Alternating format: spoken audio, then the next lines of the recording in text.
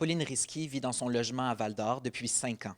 Et pourtant, elle n'est pas garantie de pouvoir y rester après le 1er juillet. C'est son potentiel nouveau propriétaire qui userait des moyens d'harcèlement et de ruse afin de l'évincer pour prioriser la location à des travailleurs, selon son hypothèse.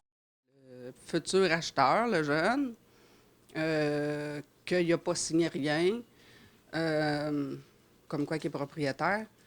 Il me harcelait comme, en tout cas, je me sentais harcelée, là, parce qu'il voulait mon logement. Il est venu me le dire dans ma cour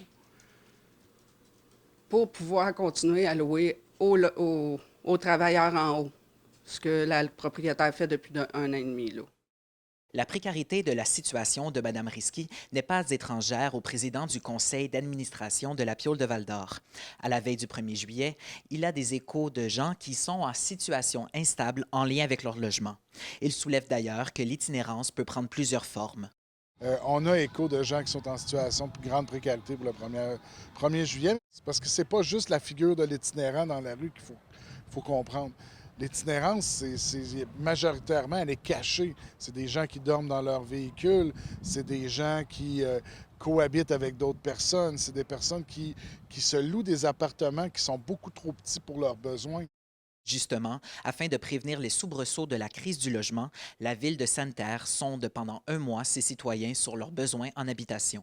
Fait qu'on n'arrête pas de dire, ben, faut travailler avec des investisseurs, tu sais, qui construisent des blocs de logements, des blocs appartements. Puis là, on se dit, ouais, mais c'est quoi nos vrais besoins? C'est quoi les vrais besoins des citoyens, dans le fond, de sanitaire? Tu sais, c'est un peu ça, tu sais, dans le fond, on va être un meilleur partenaire, je dirais, là, avec les investisseurs en immobilier qui vont pouvoir là, bâtir des appartements, des blocs appartements là, plus en répondant directement aux besoins de la population. Félix Blaquière, RNC Nouvelles.